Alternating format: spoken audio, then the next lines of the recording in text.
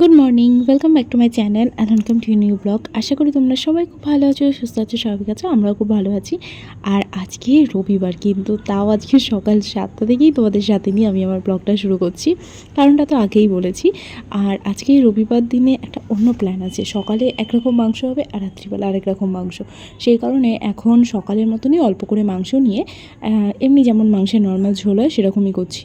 কিন্তু এটা তো রাত্রিবেলা অনেক সময় কী হয়, বাবা সকালে এতটা মাংস খেয়ে যায় না, মানে নর্মাল এক পিস খেয়ে চলে যায় আর বলে যে রাত্রিবেলা এসে খাবো, আর না হলে হালকা খাবার খেয়ে যায়, মাংস খাইই না। কিন্তু আজকে যেহেতু অন্যরকম রেসিপি হবে, আমি বললাম না, খেতে তো হবেই আজকে। তো সেই কারণেই একদম সকাল সকাল উঠেই মাংসটা বসিয়ে দিয়েছিলাম, যাতে বাবা 9টার মধ্যে খেয়ে নিতে পারে। আর এই যে এখন আলু কেটে নিচ্ছি চটপট। আর মা বললো ওদিকে মা পেঁয়াজটা কেটে দেবে, তাহলে একটু তাড়াতাড়ি সুবিধাই হবে। আর যেহেতু ব্লগ আমি মানে একাই করি, আর সেহেতু মা ওদিকে কী করছে না করছে আমার অতটা ওদিকে ভিডিওটা করা হয় না, কারণ স্ট্যান্ডটা এদিকেই রাখি আর ওদিকে আমার যাওয়া হয় না। সকালবেলা তো প্রচণ্ড তাড়াহুড়ো থাকে, তাই ওই পাশটা দেখানোই হয় না যে মা কী করছে। তো এখানে আমি আলুগুলো সমস্ত কেটে নিয়েছি আর চটপট করে ভেজে নিচ্ছি আলুটা, কারণ আলুটা এই কড়াইতে ভেজেই সঙ্গে সঙ্গে প্রেশার কুকারে বসিয়ে দেবো, তাহলে আমার ওদিকে তাড়াতাড়ি হয়ে যাবে। আর কি জানো তো, এরকম সকালবেলা চটপট উঠে রান্নাটা করে নিলেও যেন মনে হয় অনেকটা কাজ এগিয়ে গেল।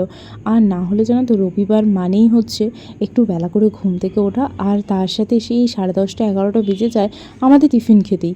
আর তারপরেই শুরু হয় রান্না নিয়ে একটা তাড়াহুড়ো, যে বাবা 1টার মধ্যে আসবে। সকালে বাবা এমনি আগে যখন 6টার সময় যেত, তখন অতটা কিছু খেয়ে যেত না, তাই এসেই একটু তাড়াহুড়োর মধ্যেই থাকতো যে খাবারটা খেয়ে নেবে বলে। তো সেই কারণে খুব একটা তাড়াহুড়ো হতো, এদিকে আমাদের আবার দেরি করেও ওঠা হতো। তো সেই কারণে একটা জাস্ট মানে কী বলবো, তাড়াহুড়ো তো ভীষণ থেকেই যেত। তো যাই হোক, এখন তাড়াতাড়ি হয়েও যাচ্ছে আর হাতে অনেকটা সময়ও থাকছে। আর এই যে আমি এখন চটপট করে পেঁয়াজটা ভেজে নিচ্ছি। আর আলুটা জানো তো একটু প্রেশার কুক করেই নিই, না হলে না মাংসটা হতে অনেকটা দেরি হয়। আর এই তাড়াহুড়োর মধ্যে তো আলু এমনি সিদ্ধ হবে সেটা ভাবাই যায় না। তো আগে আমি এই পেঁয়াজের পেস্টটা মাংসের সাথেই মেখে নিতাম, কিন্তু এখন ভাবি একটু কষিয়ে নেবো, সেই কারণে পেঁয়াজের যে যে কুচো পেঁয়াজ সেগুলো আগে ভেজে নিই, তার সাথে যদি আদা রসুনের পেস্ট দিই সেটাকেও ভালো করে ভেজে নিই, কারণ প্যাকেটের পেস্টে না একটা গন্ধ থেকে থাকে। আর আজকে পেস্ট দিইনি, আজকে একেবারেই এমনি মিক্সিতে যেমন পেস্ট করো, ওই পেঁয়াজের সাথে মা পেস্ট করে দিয়েছিল, আর ওই পেস্টটাই একটু ভালো করে কষিয়ে নিচ্ছি। আর এদিকে জিরের জলটা সকালবেলা উঠেই আগে বসিয়ে দিই। আর ওদিকে কি দেখতে পাচ্ছ, মিক্সির মধ্যে রেখে দিয়েছি মেথি আর একটু জবা পাতা তুলে আনলাম। আর আজকে অনেকগুলো ছোটো ছোটো জবা কুড়ি পেয়েছি, এগুলো কিন্তু গাছ থেকে তোলা নয়, এগুলো এমনি যে ঝরে যায় না সকালবেলা, তখন সেইগুলোই আমি তুলে নিই। গাছ থেকে এমনি ফুল তুলি না, কারণ এমনিই ফুল কম হয়, খুব একটা বেশি হয় না, তার উপর ঠাকুরের ফুল, তো সেই হিসাবে আমি তুলি না। যখন পাই তো নিই, আর না হলে জবা পাতাই। আর আমাদের অ্যালোভেরা গাছগুলোর সংখ্যাটা অনেক কমে গেছে, খুব ছোট ছোট হয়ে গেছে, না হলে আগে অ্যালোভেরাটাও দিতাম। আর জেলটাও শেষ, তো সেই কারণে জেলটা দিতে পারিনি। এর মধ্যে আমি শুধু মেথি দিয়েও তোমরা করতে পারো, অথবা মেথির সাথে এরকমভাবে জবা পাতা সমস্ত কিছু পেস্ট করে নাও। আর একটা ডিম বার করে রেখেছি, দেখতেই পাচ্ছ, ওই ডিমটাকেও দেবো, ওর সাথে তোমরা একটু টক দইও দিতে পারো। আর তেলটা কিন্তু অবশ্যই দিতে হবে, মানে সব কিছু একসাথে মিক্সড করে মাথায় আর কি ইউজ করি। মেন কারণই হচ্ছে আমার এটা, যে খুশকি যাতে মাথার মধ্যে একেবারেই না হয়, যেহেতু আমার ভীষণ হেয়ারের মধ্যে ড্যান্ড্রফটা হতো আগে একটা টাইমে, তো এখন তো সেটা একেবারেই চলে গেছে। আর সেটাকে মেনটেন করার জন্য অন্তত মাসে 4বার আমি এটা করেই থাকি, সপ্তাহে 1বার করে। একটু সময় লাগে ঠিকই, যেদিন দেখি যে বেলায় একটু স্নান করব, অনেকটা সময় আছে, যেমন আজকে রবিবার, তো সেই জন্য আজকে করেছি। এখন বাজে হচ্ছে 8:45, অথচ দেখে মনে হচ্ছে যেন সকালবেলা 7টা বাজে। কি ভালো ওয়েদারটা, রোদ নেই, কিছু নেই, একটু পরে মনে হচ্ছে বৃষ্টি হবে। ওই দেখ তোর পাপা আসছে, ওই যে ওই যে, বল পাপা। এই যে আমার সাথে ছাদে বেরিয়েছে ঘুরতে। ওই গাড়িগুলোকে, লাড্ডু দাঁড় করাও গাড়িগুলোকে। হ্যাঁ দাঁড়াও দাঁড়াও, হ্যাঁ স্টপ স্টপ স্টপ, আমি উঠবো আমি উঠবো। ওই দেখ জেঠু, চল দেখি বড় দাদু কি করছে।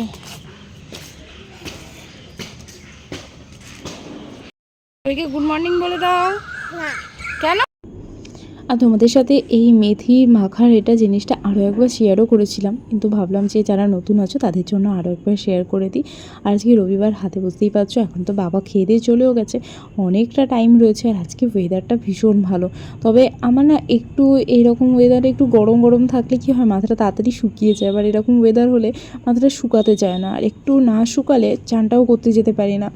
আর ডিরেক্ট না সবসময় পাখার তলায় বসি না, কারণ এতটা ঠান্ডা তো সেই কারণে। আর ওটা মাখতে মাখতে দেখলে একটু লাড্ডুকেও দেখে আসলাম, ওকেও দাদু চান করাচ্ছিল, আর ভাবলাম যাই একটু দেখেই আসি। তো এখানে আজকে ছোটো কাকু আমাদের জন্য কচুরি পাঠিয়েছে, তো সেই কারণে রবিবার সকালবেলাটা একদম জমে গেছে। কচুরি আর তার সাথে ছোলার ডাল। আর মা শনিবারে আগের দিন রাত্রিবেলাও কচুরি নয় সরি ছোলার ডাল করেছিল, তো দুরকম ছোলার ডালই রয়েছে। তো ভাবলাম যে কচুরি প্লাস একটু ছোলার ডাল দিয়ে মুড়ি খাওয়া যাক, আমার তো ছোলার ডাল দিয়ে মুড়ি খেতে দারুণ লাগে।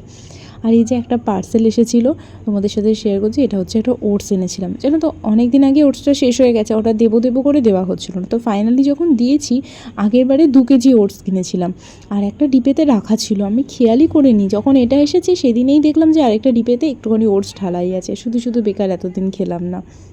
আর এখানে দেখো মাংসগুলো রয়েছে। বাবাকে সকালবেলা যেটা দেওয়া হয়েছিল, বাবা অত সকালবেলা না একদম খেতে পারেনি, 1 পিস কি 2 পিস খেয়েছে চলে গেছে। আর এই যে বাবার মাংস কিছুটা রয়েছে। আর আজকে একটা তোমাদেরকে বললাম রাত্রিবেলা একটা নতুন রেসিপি হবে, তবে যদিও তোমরা অলরেডি সেটা জেনে গেছো কি, তো তাও আরেকবার বলছি। আজকে ভাবলাম হঠাৎ করে লাচ্ছা পরোটা করব। আর লাচ্ছা পরোটা করার জন্য সমস্ত প্রিপারেশান একদম সন্ধ্যে থেকেই শুরু করে দিয়েছিলাম, কারণ অনেকক্ষণ সময় নিয়ে ওটা করতেও হবে। আর সময়টা বেশি আরও লাগে হচ্ছে আমি ভিডিও বানাই বলে, না হলে না ঝটপট রান্নাই হয়ে যায়। যদি ভিডিও এভাবে না করি তাহলে হয়তো তাড়াতাড়ি রান্নাটা হয়ে যেত। আর তাছাড়া প্রথমবার করছি তো একটু তো সময় লাগবে, বারবার দেখে দেখে একটু করতে হচ্ছে যে ঠিকঠাক হলো কি হলো না, সেই জন্য। আর এমনিতেও তো ময়দাটা অনেকক্ষণ আগেই মেখে রাখতে হচ্ছে। এই যে ময়দাটা মেখে আমার ডোগুলো বানিয়ে নিয়েছি, একদিকে মাংস করছি আর একদিকে এটা করছি।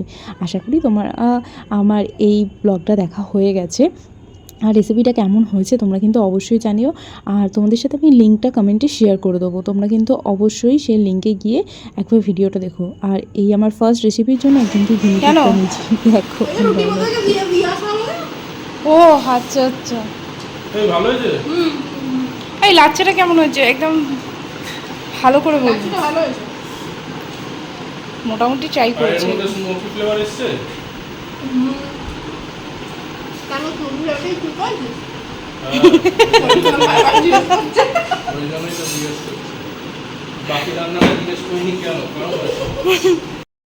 তো এখন বাজে হচ্ছে 11:30, এই সবে রান্নাবান্না পুরো কমপ্লিট হয়ে গেছে। আসলে পরোটাটা ভাজতে যে এতটা সময় লাগবে বুঝতে পারিনি, তো একটু আগে থেকেই শুরু করতাম। আর বোনকে দিয়ে দিয়েছিলাম, দুটো ভাজার সাথে সাথেই ওকে দিয়ে দিয়েছি, কারণ অনেকটা রাত হয়ে যাবে বুঝতেই পারছিলাম। আর ভিডিও করতে করতে যেহেতু রান্নাটা করছিলাম সেহেতু আরেকটু বেশি দেরি হয়েছে, নাহলে হয়তো আরেকটু তাড়াতাড়ি হয়ে যেত। তো যাই হোক, তোমাদের সাথে রেসিপিটা অবশ্যই শেয়ার করব। আর তার সাথে সাথে আমি ফেসবুকে তো আপলোড করবোই, তো ফেসবুকের লিঙ্কও দিয়ে দেবো, তোমরা সেখানে গিয়েও দেখতে পারো। তো আজকের মতন ব্লগটা এখানেই শেষ করছি, টাটা। অনেকটা রাত হয়ে যাচ্ছিলো বলে ওকে আগে গরম গরম দিয়ে দিয়েছি, ওকে গিনিপিগ বললাম এমনি মজা করেই আর কি। তো যাই হোক, এখানে এটা এখন আমরা নিজেরা সবাই বসে খাচ্ছি, ও তো একটা ভালো রিভিউ দিয়েই গেল। তো এখন চলো চটপট আমরা খেয়ে নিই। আর বাবা মা ও সবাই বলেছিল যে বেশ ভালোই হয়েছে।